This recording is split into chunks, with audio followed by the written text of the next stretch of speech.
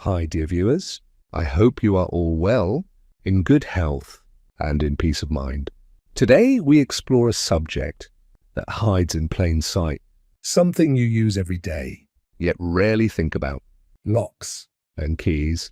From ancient palaces to your front door, this simple system has guarded lives, treasures, and secrets for thousands of years.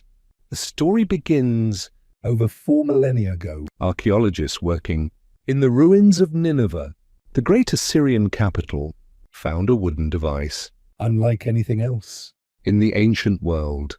It was the earliest known lock, large, heavy, and surprisingly clever, made of carved wood. Its sliding bolt was held in place by falling wooden pins. A specially carved key, shaped like a wooden comb, lifted the pins so the bolt could move. This was no pocket-sized tool. Some keys were nearly 30 centimeters long. They were carried openly, perhaps as a mark of responsibility or status. The idea spread. In ancient Egypt, locksmiths refined the design, adding smoother mechanisms and using materials like bronze and copper. The goal was the same: create a barrier only the right key could open. Interestingly, locks were not just for safety, they carried social meaning. Owning a lock meant you had something worth protecting. It was a sign of wealth, trust, and privacy. Before we move to our today, I want to say that this channel is user-friendly, no offensive content, no misinformation. We explain things with respect, curiosity, and authenticity. Locks and keys were never just metal and wood. They were tools of civilization, a quiet partnership between human need and human ingenuity. As centuries passed, the world of locks changed. In ancient Greece, locks became more compact, crafted from stronger metals. The keys were often L-shaped, light enough to carry discreetly. The Romans, masters of engineering, took this art to another level. They invented the first metal pin tumbler locks using iron and bronze. Some were so finely made that their designs would not be surpassed for over 1,000 years.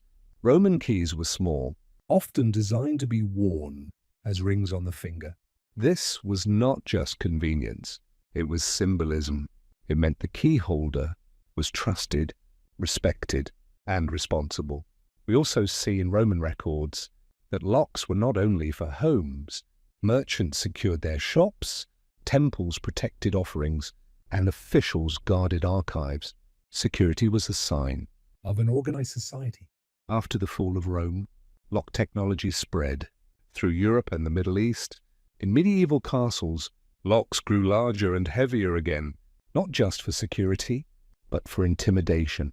The sight of a huge iron lock sent a clear message: what's behind here is protected. Locksmithing became a respected craft. In guild records from 14th century France and Germany, locksmiths swore oaths to protect their secrets. The knowledge of mechanisms was guarded almost like treasure itself. Interestingly, some medieval locks had false keyholes, a trick to confuse thieves. Others had ornate covers that hid the keyhole entirely, turning security into an art form.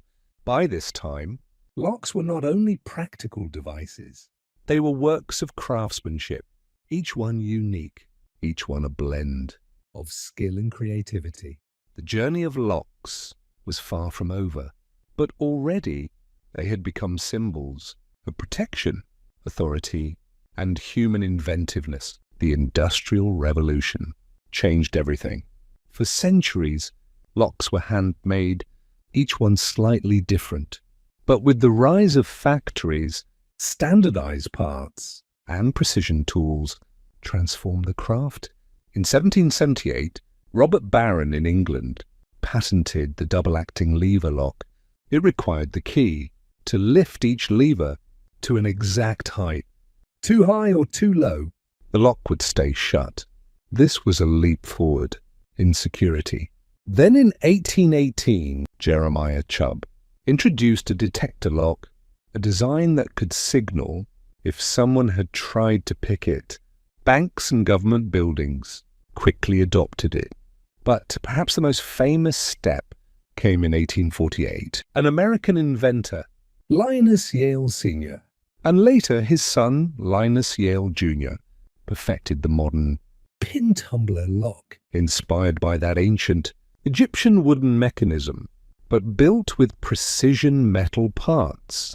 Yale's key was flat, small, and easy to carry, a design that remains the standard today. With industrial production, locks became affordable to ordinary households. What had once been a luxury for the wealthy was now a common feature in everyday life. By the late 19th century, cities around the world were full of identical keys and standardized locks. Security had moved from an exclusive craft to a mass-produced necessity. Yet even then, lockmakers raced to stay ahead of lockpickers. Patents multiplied. New mechanisms were tested. From combination locks to time-controlled vaults, locks had entered the modern age. They were no longer just mechanical devices. They were part of a growing global network of security. In the 20th century, locks became smarter. Electrical locks appeared in the early 1900s, used in banks, research labs, and government facilities. By the 1970s, keycards emerged, first in hotels, then in offices. Instead of a metal key, a magnetic stripe or chip carried the access code. In the 21st century, digital and biometric locks have taken center stage. Fingerprint scanners, facial recognition, and smartphone-based keys are now common in homes and businesses. These systems do not just keep doors shut. They log entries, send alerts, and even work remotely from anywhere in the world.